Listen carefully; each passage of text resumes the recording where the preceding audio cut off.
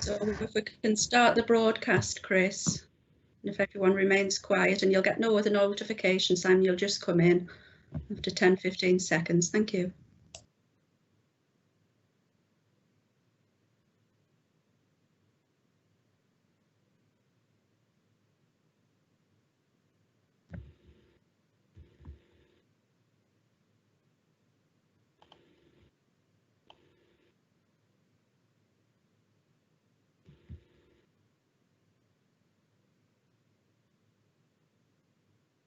Okay, good afternoon everyone and welcome to the meeting of the Chief Officer Appointments Committee.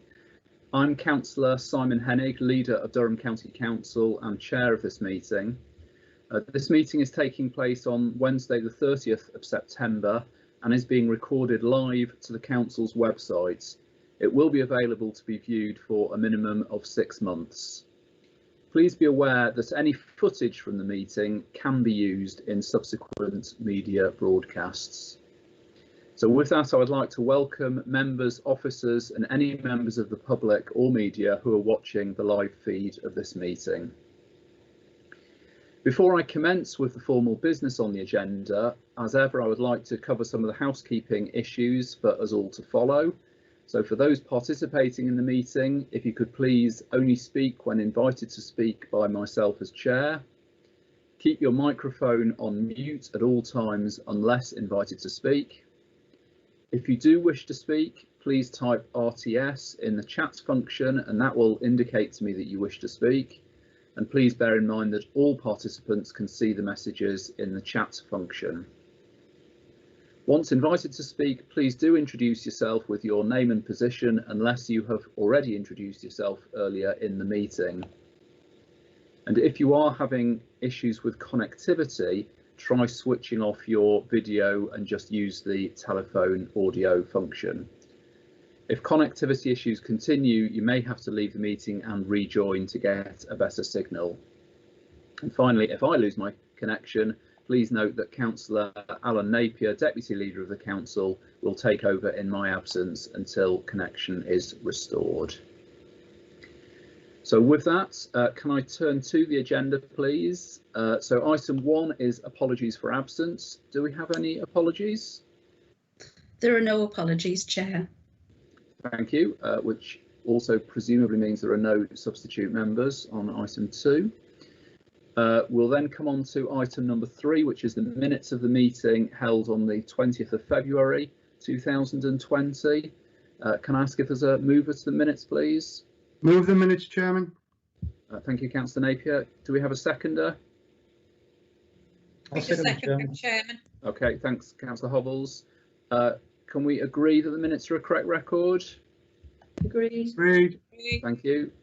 If there is any dissent to this or as we move on, please do put that in the chat function, but I can't see any dissent and that I think has been agreed. So the minutes are agreed. If we can move on to item number 4, that's declarations of interest. Can I ask if there are any declarations of interest from members, please? If not, we will then move on to the substantive item, which is item 5. Recruitment to the post of Chief Executive, a report of the Head of People and Talent Management. Can I then hand over to Alison Lazazera, please? Thank you, Chair. Alison Lazazera, Head of People and Talent Management. Members have in front of them a report concerning the options for recruiting to the post of Chief Executive. The purpose of the report just sets out the options in front of you and outlines the role of the Chief Officer Appointments Committee having the responsibility for this appointment. The report sets out a number of options. In terms of the background, paragraph 6, this just sets out again the responsibility of the Chief Officer Appointments Committee and then subsequently the role of full council in terms of the process that must be followed in terms of making any decisions on an appointment to the head of paid service. So if I can take members to paragraph 9, which are the options set out within the paper. There are a number of options for the panel to consider.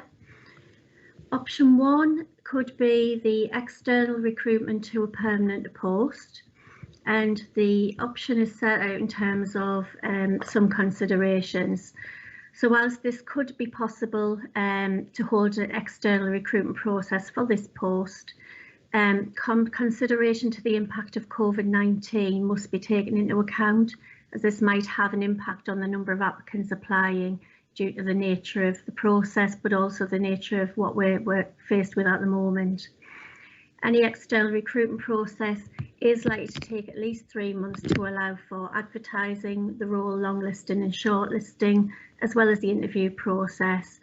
And at this level, candidates would likely to have to serve 3 months notice, meaning that the process could take up to 6 months or slightly longer in terms of a permanent recruitment externally at this time. This option, whilst it is an option, would also require an interim cover or interim chief executive to be appointed either internally or externally to cover the interim period. So option 1 is the external recruitment. Option 2 sets out an option regarding internal interim appointments.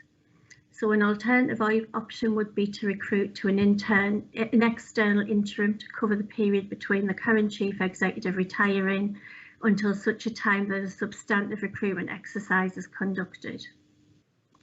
Whilst there may be interim candidates available who may be interested outside of the organisation, this would take time for an interim to learn about the organisation and the council during a period within which we're dealing with COVID-19 pandemic and the associated implications around council priorities during this period of time. So once again, it is something that the members may wish to consider, but also to note just the issues that we're currently dealing with at the present time that may cause an issue with that. In terms of an internal substantive appointment, this is option 3. So the committee could decide to recruit to the substantive role internally from the council's executive corporate management team. The benefit of choosing that would be there would be certainty and continuity and minimum disruption to the organisation. And it would be possible, should members wish to do that, to work with an executive search consultant to ensure that the process was validated. An internal recruitment process could commence immediately, so early October, and could be concluded relatively quickly. However, members may wish to consider that it is good practice to test the market at an appropriate time for a role of this nature, particularly in relation to the head of paid service and the substantial role. So an internal appointment would trigger also a subsequent recruitment process to recruit to the successful candidate's substantive role. So as I said, option 3 is there in terms of recruitment to an internal appointment. Option 4 is an internal interim appointment, which is the recommended option to members. So the council could make an alternative appointment from within the council's existing corporate management team, and this would provide continuity and minimum disruption to the organisation during the COVID-19 response and certainly in the run-up to the elections in May 21. If the committee are minded to agree this option, it's suggested that the appointment would be for a period of 12 months. That would enable the recruitment process for the substantive post holder to commence in June 21, following elections and when COVID is hoped to have been more under control, and provide continued continuity in the interim in terms of once the existing chief executive has left the organisation. This would allow any new chief executive to serve their notice period. So the 12 months interim appointment would be relevant in terms of the notice period any new chief executive would need to serve. This option would enable the committee to consider the performance of an internal candidate as well in post, in addition to the wider market at the appropriate time for external recruitment. There is a fifth option, option 5, which you can see set out, which is combining the role of Executive Director of Resources and the Chief Executive of Head of Paid Service. Whilst this is possible in some of the smaller councils, it's not considered to be a sustainable solution for a council as big as Durham. This is due to the largest, being Durham one of the largest councils in the country, and in addition to that, both positions have an extremely heavy workload in their own right and distinct statutory duties. So whilst option 5, as I said, is possible, I think members would want to consider just the impact of the size of Durham and the pressures both within posts, both of those posts, which are very different and demanding in their own right. So for the reasons set out above, in terms of all of the 5 options, it is recommended to the committee that option 4 is considered, on the basis that it will enable the council to appoint a chief executive at the earliest opportunity, provide that sustainability, and also provide leadership in the run-up to any election.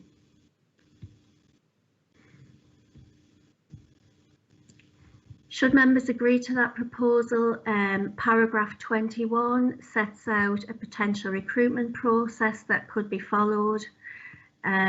Applications for this roles are generally through CV or waiver submission with a supporting statement, and it's therefore proposed that that would be opened to the corporate management team, who would be invited to express an interest in the interim role by sending a CV and a supporting statement to the Head of People and Talent Management.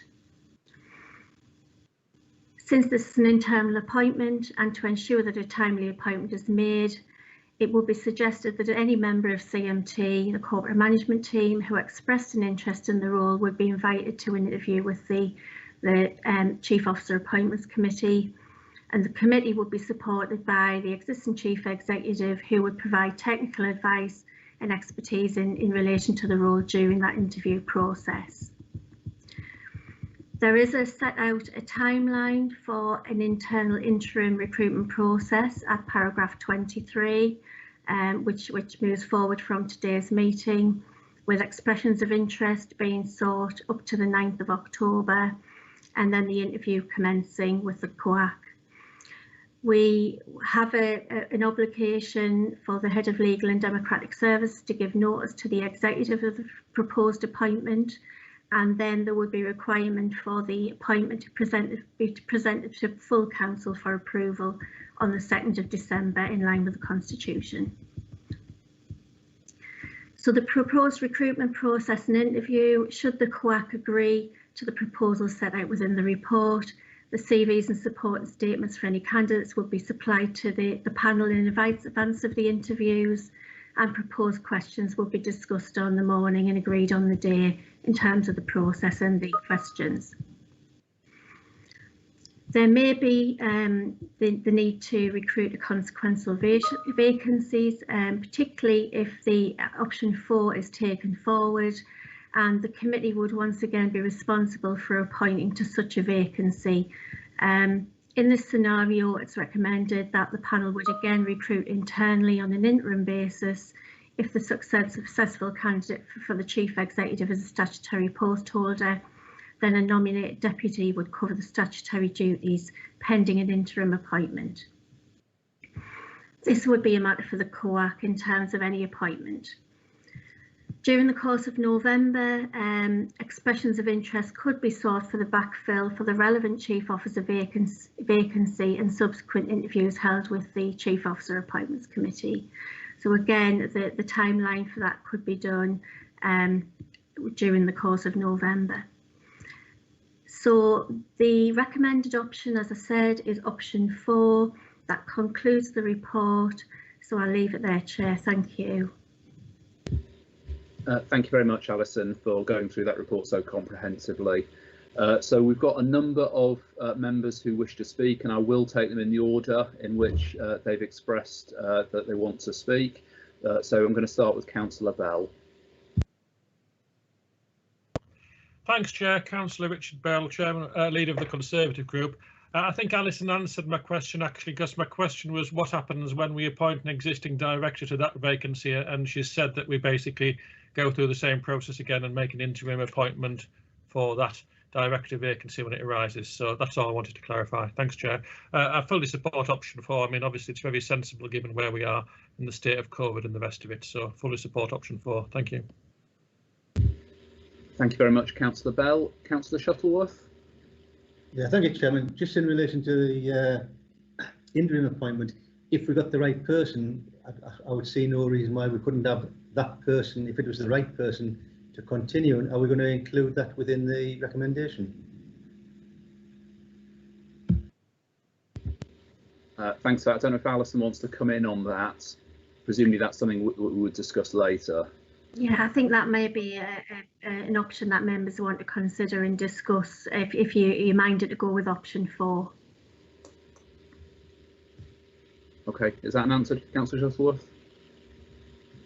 That's fine, but I just think, you know, there's a question about option 3 and option 4. If there's a preferred internal candidate, which there could be, you know, maybe with the best person within the organisation as opposed to going outside, because we could be in the same place this time next year as we are now, you know. Okay, thank you. Councillor Shields. Thank you, Chair. Councillor Alan Shield, member for Ledgate and Medonfleet and leader of the Durham Independent Group. Terry's role is not just as Chief Executive, but he's also the returning officer for any scheduled elections which are scheduled at the moment for May 2021, subject to any changes by central government. Would the interim person, if we decide to go with that, take on board the full role, including the returning officer's position, or would that be a separate consideration? Thank you. Thank you very much, Councillor Shields. Alison, do you want to? I understand that the interim would take on the full role unless Terry, as Chief Executive, wants to advise members any differently. Yeah, I see no reason why that wouldn't happen. So I think that would be the case. Thank you very much, and thanks for the response. Councillor Hopgood. Yeah, thank you, Chair. Councillor Amanda Hopgood, leader of the Liberal Democrat group on the council. I concur with Councillor Bell in that I agree and support option 4 as on the papers. But can I ask that the interview panel, government guidance allowing that it's actually done in person rather than online, because of a position of this magnitude for the council, I do think it would be better to be carried out in person. We do have rooms big enough in the council, such as the chamber, to do that with social distancing in place, as long as it meets on that date and time whatever the current guidelines are for our area at that moment in time. Okay, don't know if that can be looked at. I mean, people obviously may have other views, I don't know. So obviously you've only just said that now, Councillor Hopgood. So I'm obviously happy for anybody else to come in with any comments. But Alison, in the meantime, obviously if you can respond, but then obviously others may want to come in on that. Yes, Chair. It's something that we can look at. Obviously, we'd be minded in terms of any health and safety implications and making sure appropriate measures would be put in place. So that's something I would discuss with the Chief Executive, just in terms of what measures we can put in place and whether that's appropriate. So we'd certainly look at it, but we'd need to make sure obviously we did all of that in terms of suitable checks. Okay, thank you. Councillor Patterson. Thank you, Chairman. Just probably coming in on that point, I think one of the issues is the government guidance that Councillor Hopgood mentions, because clearly the government's saying where possible we need to work from home, and while it is still possible to work from home, we need to have a look at that guidance. So I'll be interested to see, you know, what the interpretation of that is. In terms of the report, I think, you know, it's very sensible that we appoint an interim candidate. At this point in time, we need that, you know, continuity, and we need that stability as an organisation right now. So fully support option 4. Thank you very much, Councillor Patterson. At the moment, I've got nobody else indicating that they want to come in to speak. So can I just double check? So at the moment, I think everybody who's spoken has spoken in support of the recommendation that's been made. Obviously, if there is any dissent from that, please either come in or put that in the chat function. I think before I ask for whether everybody's in agreement with that, I think we need to obviously leave it with the officers in terms of the, Councillor Hopgood's suggestion, and obviously I think we take note of what Councillor Patterson has just said as well, clearly in terms of government guidance in terms of that. Councillor Hopgood, sorry, did you want? I know somebody's hand went up briefly. Was it? Sorry, Councillor Hobbles. Yeah, I wouldn't be comfortable meeting when the guidelines clearly says that we shouldn't be doing that. We can't have rules and then try and break them ourselves. And some people might feel uncomfortable going out and being in that setting for the very first time when they've been locked away for so long. So I would say I definitely feel uncomfortable about that. And I just want to also pick up on the point that Councillor Shuttleworth has made in terms of looking at how we can do things in terms of the points that he's made. And the other thing I think was important was what Councillor Shields said, the elections, because we have the police elections, we have parish council elections, we've got county council elections, and obviously they needed to be headed up, and obviously would take an awful lot of whoever is appointed time, because again that's linked back to the legislation and the rules that may be placed upon us, because let's not forget these rules are changing daily. What's is in place today could certainly change tomorrow, has been my experience. And I do think this is the first time we've done this in this way, Alison, and my question was to you, because I just remember the interviews that we did the last time round. So has there been any changes made since then, or the thinking around how we do things would be my question. Yes, thank you, Councillor Hovels. We have been undertaking digital remote interviews elsewhere in the council, so we have got a process in place that works in terms of virtual recruitment. I understand the challenges around this post, but we obviously have got something that we could adapt for the recruitment for this exercise. But obviously we can have a look and make sure that we get something fit for purpose that's suitable for all members, but certainly we can do that. Right, thank you. Thank you. Councillor Napier. Thank you, Chairman. I'm Councillor Napier. I'm the Deputy Leader of the Council. I also hold the finance portfolio within the Cabinet. I understand exactly where Councillor Hopgood is coming from, and I agree that there isn't any substitute for social interaction, so I agree with that. But we've always gone by both the medical, the scientific evidence by the experts, and by the government guidance. So I think the way forward is, and I think Councillor Hovels is right, what we're talking at here now, what time is it? 11:30 nearly. That might change by 12 o'clock because they're being quite flexible, this government, with regards to some of the directions and regulations. So the best way forward, I believe, as the Chairman has said, take this forward, get our Director of Public Health, get the legal opinion on this, and then we can respond back to that at a later date, Chairman. Thank you very much. Councillor Hopgood, you want to come back? Yeah, Chair, I just want to clarify, in case I didn't make it absolutely clear, that I asked for it to be considered, bearing in mind whatever the legislation is on that week that we've got the appointment scheduled for. I didn't say to break any guidance, break any rules. That's the last thing we should be doing. But what I did ask is that we consider it and it be the preferred option if it is at all possible, given the role that we're trying to recruit. And I've also been dealing with many interviews online, so I do know the limitations, especially for the applicants sometimes. Okay, thank you. Councillor Shields. Thank you, Chair. Just to share Councillor Hopgood's proposal, and I think we should give it serious consideration, but I didn't make it clear during my question before that I would be willing to support, on behalf of the Durham Independent Group, option 4 of the options which have been listed down. It does provide that continuity and that support and guidance, and I think under the current circumstances would be very wise to follow that recommendation by the officers. Thank you. Thank you very much, Councillor Shields. Can I just again then ask if anybody else wants to come in? So if not, I'll just again read out the recommendation, which I think has been supported by everybody who's spoken.